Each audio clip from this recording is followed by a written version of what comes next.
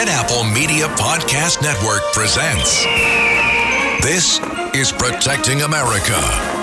Now, here's Emmy-winning journalist Rita Cosby. Welcome to another edition of Protecting America. There has sadly been a major increase of attacks on our brave law enforcement in this country, including 2 young NYPD cops killed recently after they were ambushed in Harlem. And these terrible attacks come as many violent repeat offenders get little or no jail time from soft-on-crime district attorneys who are in many major cities across America. And joining us now to talk about all of this is Jon Hatami. He is a deputy Los Angeles district attorney.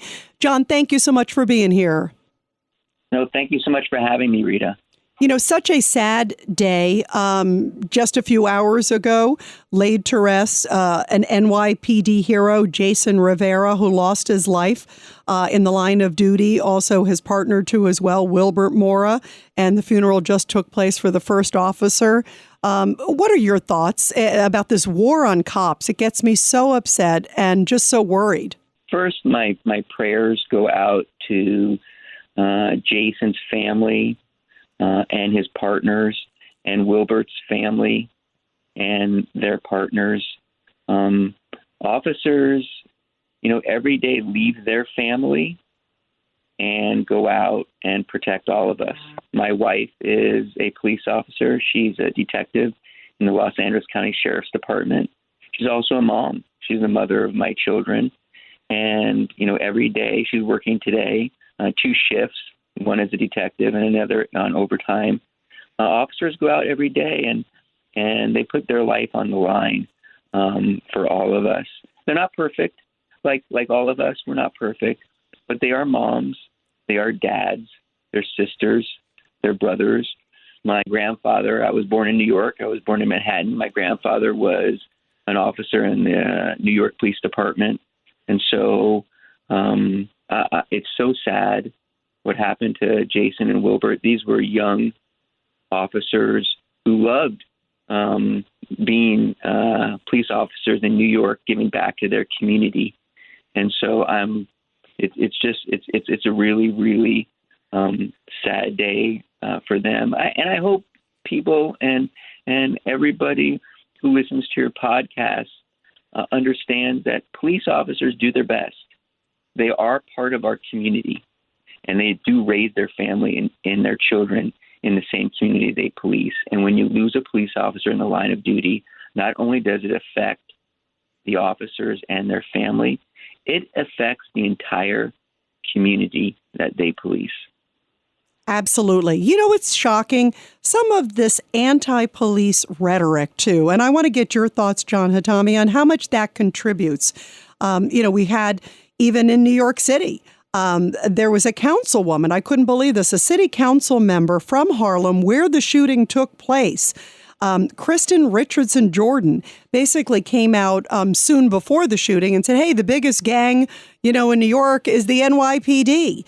And then after the officers were shot, ambushed by a repeat offender, then she puts out a tweet and says, my deepest condolences go to the family of Officer Rivera and Officer Mora, and also LaShawn McNeil, who is the killer, this repeat offender. It's like she's putting the killer on the same level as the officers. It's shocking. How much do you think this rhetoric from, these individuals that are just, I feel like they're in an alternate universe when I hear this, Jon Hatami?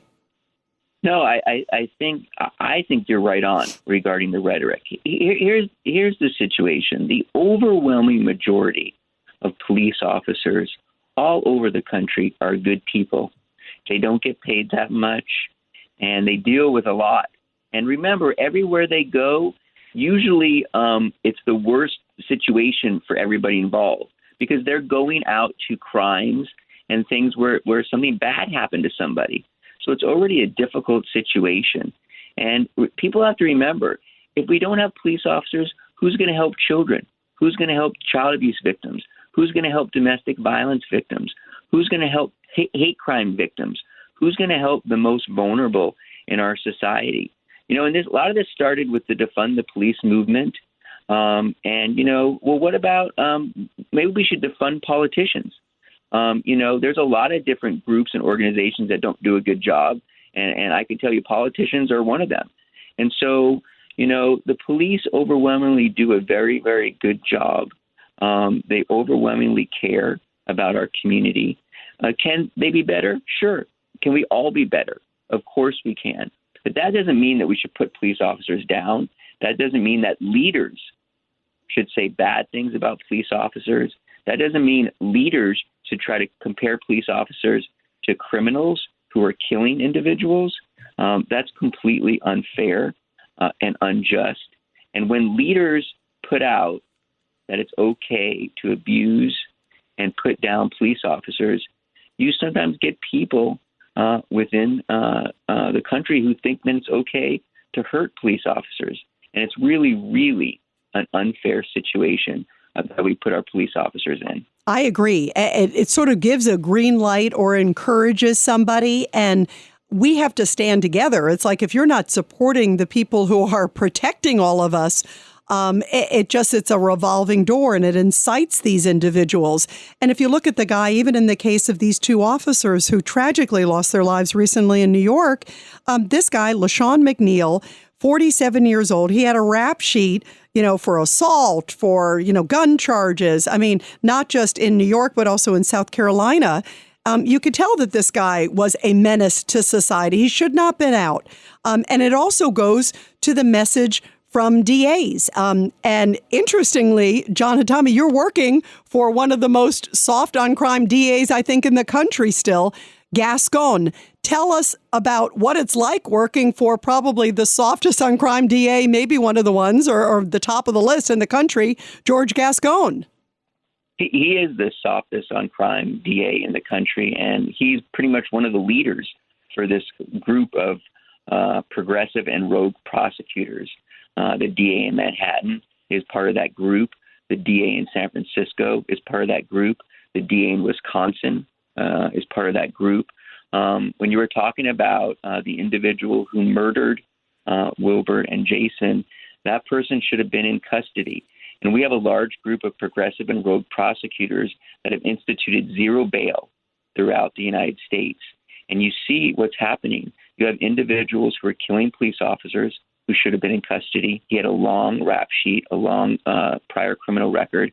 You have an individual in Wisconsin who killed a large group of family members and children in the Christmas Day massacre. That person should have been in custody and was let go by a progressive and rogue prosecutor, D.A. Chisholm. And then you have a young lady here in Los Angeles. Her name's Brianna. She was 24 years old, and she was just working. And she was brutally murdered by an individual who had a long rap sheet, a record that reached from coast to coast. And this person should have been in custody, and they weren't. And so you see these policies regarding these progressive prosecutors have really, really hurt innocent individuals and only help criminals. And I think everybody needs to understand this. The number one job of government is to protect society, protect its citizens, protect the people here in this country. That is the number one job of government, is public safety. And many of these progressive DAs, from Bragg to Gascon, have really, really failed when it comes to their number one job, which is public safety. Absolutely. I 1,000% agree. And everybody, we're talking to Jon Hatami. He is a deputy Los Angeles district attorney working under George Gascon. What was your thought? Because you've been there in Los Angeles for a while, and explain how the system works there in Los Angeles, because it's different in different parts of the country, Jon. You guys are there. You have some civil protections, right, where you stay no matter sort of who's at the helm. Because what happens in other cities, like in New York with Alvin Bragg, who's another soft on crime DA, he sort of cleared out the folks who he didn't think, were his philosophy, and brought in sort of his buddies or people who he thought would have his philosophy. Your job is sort of secure because people are going, gosh, Jon Hatami's really gutsy. He's still working for Gascon right now. So many district attorneys I consider politicians. and Gascon's one of them, and Bragg is another one of them. And what I tell people is I don't work for George Gascon. I work for the people. My job is to protect the people. Politicians come and go. They come and go, and I will be here. I've been here 16 years. I don't plan on leaving. I'm raising my children here. I live here. I work here, and I care about all the children here in Los Angeles. I handle child murder cases, and I'm going to continue to fight for children. I am lucky that in Los Angeles we have civil service protection. So George Gascon could punish me. He could not promote me. He could move me. He could not give me cases, but he can't fire me. And for me, and for my beliefs, and for what I believe in, and for what I've been doing, there's no way I'm going to not speak out when I have a district attorney who doesn't want to fight for justice for children who are murdered. If you are not willing to prosecute those cases to the fullest extent of the law, yeah, I'm going to speak out about that. And so it's for me personally. I've been fighting for children, and I believe it's the right thing to do. And if I see a DA who is unwilling to follow the law and is willing to sacrifice public safety for some sort of political ideology, I'm going to speak out about it. Bravo. And it's really heroic, Jon Hatami, because again, you are still there in many ways. I'm sure the people of Los Angeles are breathing a sigh of relief that you are there, because you imagine if there were many Gascons working or all of them working for him that had a similar mindset, LA would have, I think, even more crime and more problems. Have you had any blowback at all from Gascon or others who say, hey, wait a minute, what are you doing talking about me? I have. So he's gone on TV and called me unfit and delusional. He hasn't given me certain cases. I've been up for promotion, and he passed me over and promoted other DAs who have been in office less time and have done less trials than me. He's sort of done things to give me a hard time. But you know what? I didn't become a child abuse prosecutor for the money. I didn't become a child abuse prosecutor for the accolades. I became a child abuse prosecutor because I believe in what I'm doing. And so he could do all these things to me. And at the end of the day, if I could get justice for a child and make sure that a child murderer gets put in prison and gets punished, and I can protect society, I'm going to keep doing that. So he's done things like that. It's sad, some of the things he said about me. For somebody, if your listeners don't know, George Gascon has never tried one single case. That's shocking. It's unbelievable. I have tried numerous felony cases, numerous murder cases, even a death penalty case, and George Gascon has never tried one single case. So it's amazing that he can call me unfit and delusional when I'm in court every day fighting for abused, neglected, and murdered children. And all he's doing is dealing with his political ideology and beliefs and accepting money from George Soros and a large amount of individuals who don't even live in Los Angeles. His top 10 donors don't even live in Los Angeles. Wow. I want to ask you about the role of George Soros, because obviously he's funding a lot of these soft on crime DAs across the country. Alvin Bragg gave about $1 million to him. We know that he's also played a role with the guy in Philly, as you brought up, and elsewhere, and also Gascon. How much money do you know that Soros has given to Gascon? And also, who are these other donors who don't even live in L.A. that are giving him? And what's the objective? So George Gascon gave, George Soros gave George Gascon about $3.4 million.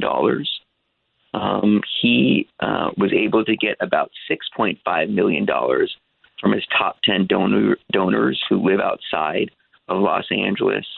Netflix, Google, a lot of individuals within the tech industry, actors and actresses who don't live here did give him money.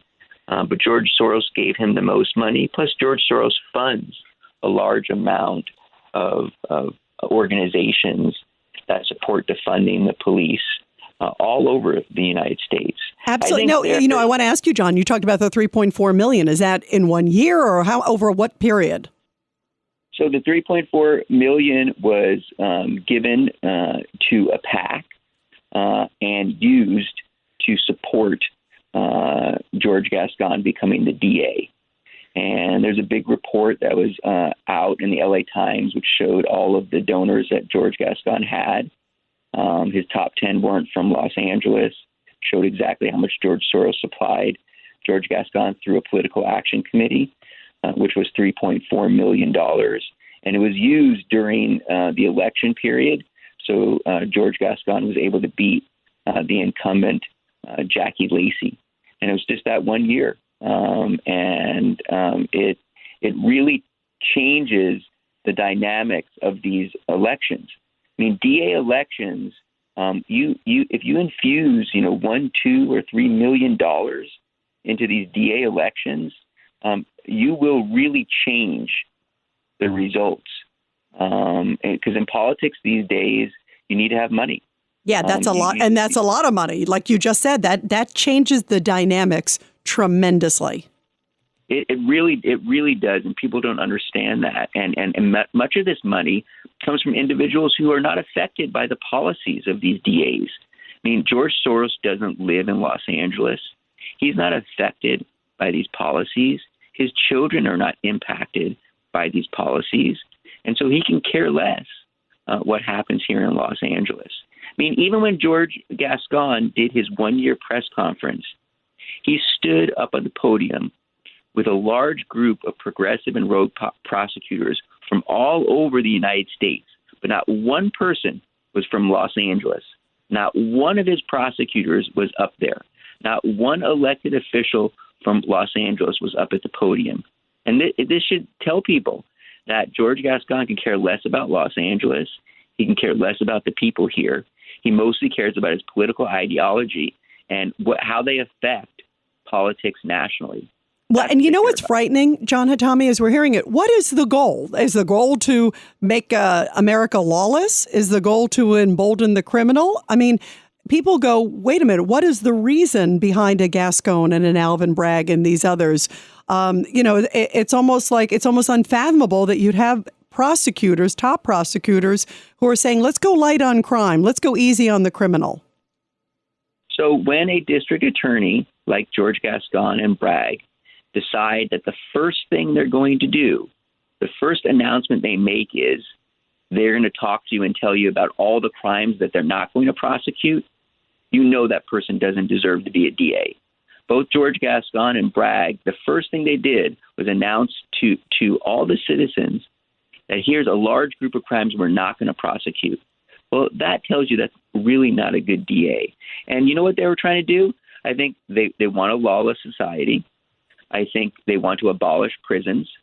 At least George Gascon's management team has said that. They don't believe in prisons. They don't believe in punishment.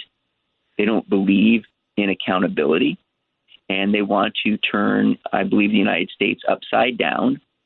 And they don't really care what happens to innocent individuals as long as they could reimagine. They use that word reimagine. You hear these key words, and that's one of them, reimagine. Violence interrupters, that's another one. So they use these key words and phrases, and they want to reimagine the United States to a situation where we don't have laws, where there is no punishment, where there is no accountability, and innocent individuals are going to suffer. Really frightening. How do we turn it around for folks listening? What can they do to try to turn it around? We've even seen in New York, some people have been protesting outside of Alvin Bragg's office. What can individuals who are listening saying, how can I keep my country safe? Number one, vote them out. Get them out. You got to really pay attention who you vote for district attorney. It's a really, really important and powerful position. And so you really have to do your homework. And so the first thing I'm going to tell people is vote them out, get them out. The district attorney represents the people. And when the district attorney fails to do that, and when they only represent the criminal, you need to vote them out. So you need people really need to pay attention to that situation. As a group, as a community, we need to look out for one another. We need to look out for each other. We need to look out for our children. We need to look out for our police officers. We need to look out for one another and make sure that we're helping each other so individuals are not victimized, because we have district attorneys that don't seem to even care. And so now we have to step up and care about what's happening in our own community. We need to pay attention to who we vote for. We really do. A district attorney should not be political. A district attorney should not be political. Crime, child abuse, murder, rape, that isn't a Republican crime. That isn't a Democratic crime. Those are crimes that affect all of us. And when you hear district attorneys who act political and make political statements, that should really key you into saying that that may not be a good person to vote for district attorney. So I really think people need to pay attention to who they vote for. If these individuals get into office, try to vote them out. I know New York doesn't really have a recall process like we do in Los Angeles. A second recall is going to happen to try to get George Gascon out of office. And so I think that's another way to deal with these politicians. I think get the media involved. You do a great job, Rita, and I'm really proud of you and the fact that you actually care about victims, about survivors, about individuals who are in marginalized communities, who are being victimized. People don't understand. Most of the victims here in Los Angeles, especially of the murders, these are people of color. They're in marginalized communities, and they have nobody standing up there and fighting for them. And so the media is important. Get the media involved. And so I really appreciate what you do, Rita. Well, listen, we're just reflecting, and I feel like it's common sense, too, because so many people in the community, just as you said, never, I don't think, really realized what these DAs stand for. Sometimes they just check off a box and when they're voting. And I think people, after all the enormous headlines that have come, especially of late in the last few months, I think a lot of people, when they go to the voting booth, are going to go, what does this person really stand for? Are they an Alvin Bragg? Are they a Gascon? Are they like the guy in Philly or in San Francisco? I think that they have gotten severely educated. And hopefully these guys won't do too much damage in the meantime. And I hope that they all get voted out because it's just horrible. Jon Hatami, thank you so much for protecting America, for everything you're doing to keep our country safe, and for being there on the front lines in a very difficult situation, working under soft on crime DA, Gascon, but also looking over his shoulder and most importantly, looking out for victims of crime and making sure that you're protecting the community. It's great to have you here, and we so appreciate everything that you're doing to help all of us. Thank you. Thank you so much, Rita, for having me. And everybody, I'll be back soon with another great edition of Protecting America. And of course, you can catch me every weeknight, 10 p.m. to midnight on the legendary WABC Radio. This is Rita Cosby, and thanks for all you do to protect America.